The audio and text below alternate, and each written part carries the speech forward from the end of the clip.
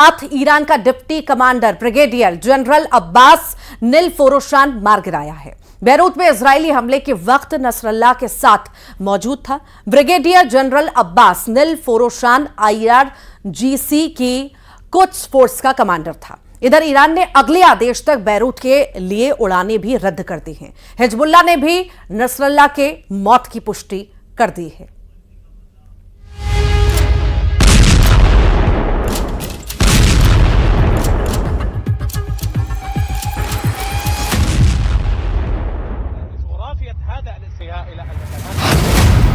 देखता रह गया ईरान,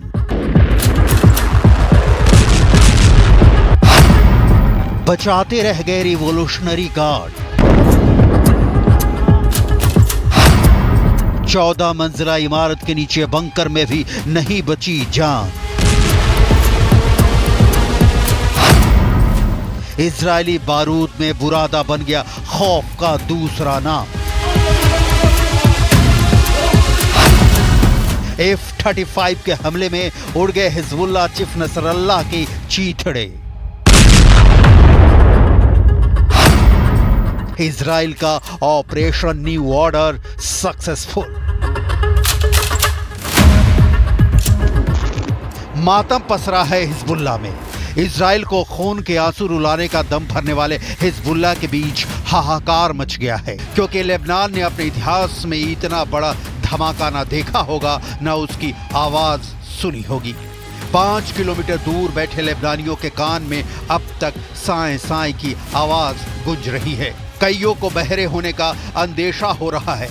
इसीलिए IDF के दावे के पहले सवाल उठ रहे थे कि इतने बड़े धमाके में कैसे बच सकता है हिजबुल्लाह का चीफ नसरल्लाह। बैरूत में रिहायशी इलाके के बीचों बीच हिजबुल्लाह का हेडक्वार्टर। रिपोर्ट के मुताबिक धमाके के ठीक 5 मिनट पहले नसरल्लाह हेडक्वार्टर में एंट्री करता है। कमांडो के साथ मीटिंग में इजराइल पर हमले का प्लान डिस्कस कर रहा होता है, और ठीक उसी वक्त हिजबुल्लाह हेडक्वार्टर पर फाइटर प्लेन F-35 से हमला होता है। ये 2300 किलो का गाइडेड बम होता है। इजराइल ये बम इसलिए गिराता है क्योंकि कहा जा रहा है कि 14 मंजिला हेडक्वार्टर के नीचे बने बंकर में था नसरल्लाह का ठिकाना। बम गिरता है और नसरल्लाह के चीथड़े उड़ जाते हैं। हमले में हिजबुल्लाह चीफ नसरल्लाह की बेटी जैनब के मारे जाने का दावा किया जा रहा है। उसके भाई हाशिम के मौत की खबर भी आ रही है। हेडक्वार्टर में इजराइल के खिलाफ मरसिया पढ़ने वाले अब अपने चीफ नसरल्लाह और 6 लोगों की मौत पर मातम मना रहे हैं। 91 लोग जो जख्मी हैं, उनमें से कई अस्पताल में जिंदगी की भीख मांग रहे हैं। पश्चिमी मीडिया में तो यहां तक रिपोर्ट छप रही हैं कि इजरायली हमले में 300 लोग मारे गए हैं। मतलब बारूदी हवा में उड़ गया है हिजबुल्लाह का हेडक्वार्टर।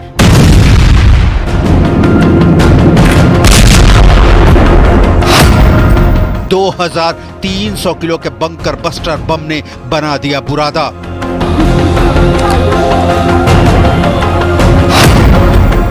जहां 14 मंजिला इमारत, वहां अब 34 फीट का गड्ढा।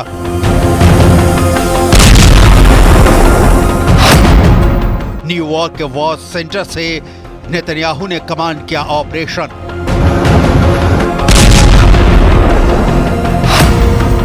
हिजबुल्लाह चीफ नसरल्लाह के उड़ गए परखच्चे।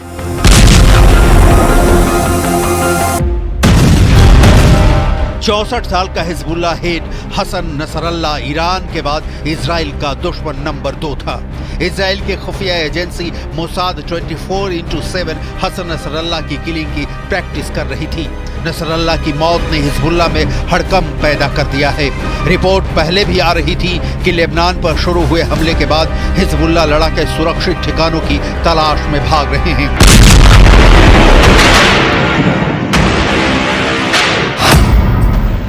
इस बम का नाम है GBU-72। ये एक अत्याधुनिक 5000 पाउंड यानी 2268 किलोग्राम वजनी गाइडेड बम है। इसे एडवांस्ड 5000 पाउंड वॉरहेड या एडवांस्ड 5000 पाउंड पेनिट्रेटर भी कहते हैं। यह बंकर को ध्वस्त करने वाला बम है। तहखाना, बंकर या सुरंगों को उड़ाने के लिए ही बनाया गया है। ये बम जमीन के अंदर तेजी से जाते हैं, अंदर पहुंचने के बाद विस्फोट करते हैं, यानी ये जमीन में गड्ढे कर देते हैं, फिर कुछ फीट अंदर जाकर विस्फोट करते हैं। ये कंक्रीट से बनी नींव, बंकर या सुरंगों को उड़ा देते हैं। 16 वर्षीय बुद्धिमान और धार्मिक प्रवृत्ति वाला लड़का था जिसने अब्बास अल मुसावी की नजरों में अपनी जगह बनाई, जो आगे चलकर हिजबुल्लाह का नेतृत्व करने लगा। इजरायली सैन्य एजेंसियों को यह एहसास तक नहीं था कि नसरल्लाह, जो उस समय सिर्फ 32 साल का था, हिजबुल्लाह को मुसावी की कल्पना से भी ज्यादा शक्तिशाली और खतरनाक संगठन में बदल देगा। उसके नेतृत्व में हिजबुल्लाह न सिर्फ मजबूत हुआ बल्कि लेबनान की सरकार का हिस्सा भी बन गया। मिडिल ईस्ट सबसे शक्तिशाली खिलाड़ियों में से एक नसरल्लाह 2006 में इजराइल के साथ युद्ध के बाद से छिपकर रह रहा था। दुनिया ने एक शक्तिशाली वक्ता को ज्यादातर विशाल स्क्रीन पर भाषण देते हुए देखा है। 19 सितंबर को उसने अपना लेटेस्ट भाषण दिया जिसमें उसने लेबनान में पेजर विस्फोटों को इजराइल द्वारा युद्ध की घोषणा बताया। وكل هذه الآلام أنا أقول بوضوح أيا تكن التضحيات، أيا تكن العواقب، أيا تكن الاحتمالات، أيا يكن الأفق الذي تذهب إليه المنطقة، المقاومة في لبنان لن تتوقف عن دعم ومساندة नसरल्लाह का जन्म 1960 में बेरूत में हुआ था। वो 9 भाई बहनों में से एक था और उसके पिता की एक छोटी सी सब्जी की दुकान थी। उसकी शादी फातिमा यासीन से हुई और उसके 4 बच्चे हैं। 1997 में हसन नसरल्लाह के बेटे हादी की मौत हो गई थी, उसे इजरायली सेना ने मार गिराया था। हिजबुल्लाह का गठन फिलिस्तीनी मुक्ति संगठन यानी PLO के हमलों के कारण लेबनान पर इजराइल के आक्रमण के जवाब में किया गया था।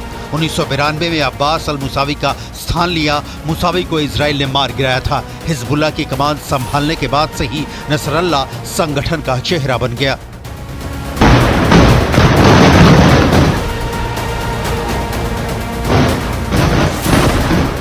जोरदार वक्ता, प्रभावशाली व्यक्तित्व और अपने संप्रदाय के बाहर भी दूसरी शक्तियों से अच्छे संबंध, ऐसा था हसन नसरल्लाह।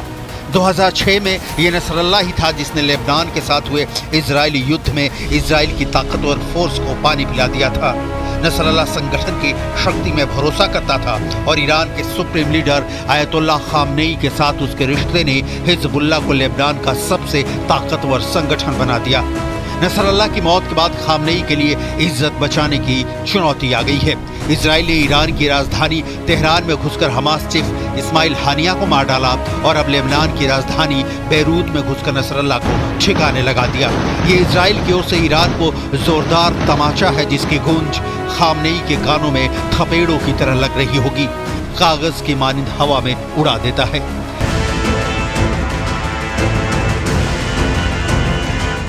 हिजबुल्लाह को इजराइल ने करीब करीब तबाह कर दिया है, लेकिन हिजबुल्लाह का दावा है कि वो बदला लेगा, लेकिन कैसे ये अभी साफ नहीं है। तो इंतजार कीजिए कि इजराइल लेबनान युद्ध में अब आगे क्या होता है, क्योंकि नसरल्लाह की मौत ने एक और खूनी चैप्टर ओपन कर दिया है जिसकी लास्ट पेज पलटी जानी अभी बाकी है।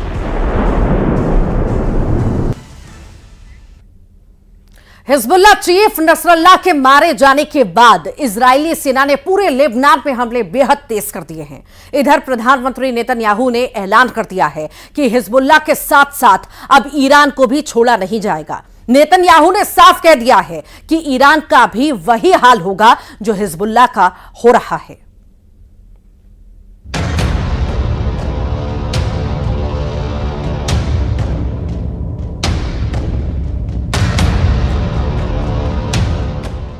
मार दिया हिजबुल्लाह चीफ, काले ताबूत में जाएंगे Iran, Syria, Yemen.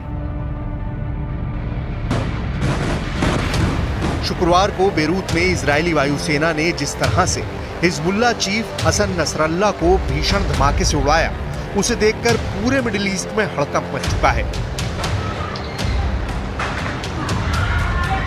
Hezbollah chief Nasrallah का मारा जाना लेबनान युद्ध का बहुत बड़ा टर्निंग पॉइंट है। अब लेबनान में एक भी हिजबुल्लाह का ऐसा टॉप कमांडर नहीं बचा है जो इजराइल से जंग करने की हिम्मत कर सके। एक भी हिजबुल्लाह का ऐसा कमांडर नहीं बचा है जो इजराइल से जंग पर बड़ा फैसला ले सके। צה"ל נמצא במוכנות שיא בכל הגזרות.